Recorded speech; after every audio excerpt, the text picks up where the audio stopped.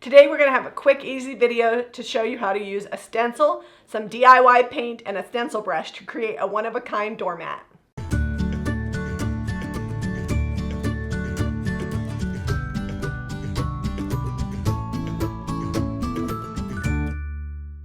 Here we have a stencil. It says Merry and Bright. It's from Essential Stencil. We'll drop a link to their website below. If you use a code Jami Ray Vintage, you can save 10%. The first thing we're going to do is take some masking tape and tape the stencil down. I like to tape the stencil and then tape the mat kind of in place too by using the counter underneath, and that way nothing moves. So we've got Little Black Dress. I'm just going to pour this out here on my mat. You don't need very much. I've got my Little C stencil brush.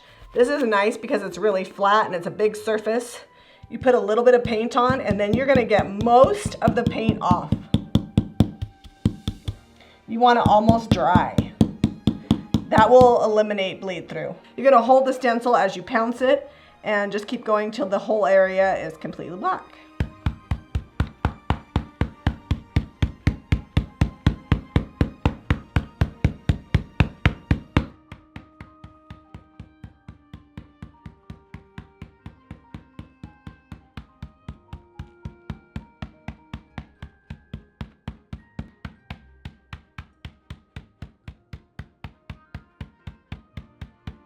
See my face? This is my face I always make before every stencil removal, the moment of truth.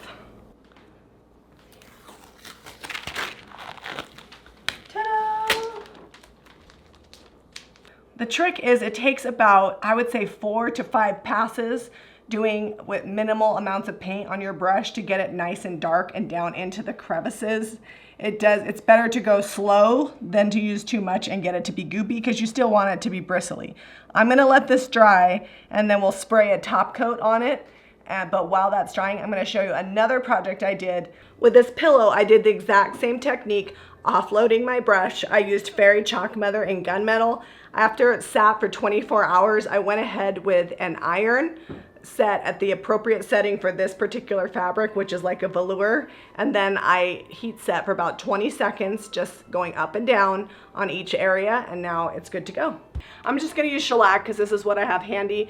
A water-based sealer for outdoors would actually be the best thing to use, but I actually in years past have just painted it and not even sealed it and not had a problem, but I just want to make sure that it's got a little extra protection for when the snow comes.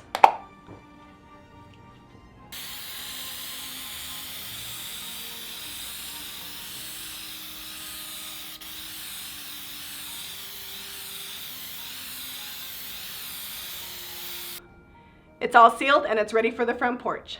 This mat was $4.99 at IKEA. The stencil is from Essential Stencil. Be sure to go to their website, essentialstencil.com. Use code Jami Ray Vintage to save 10%.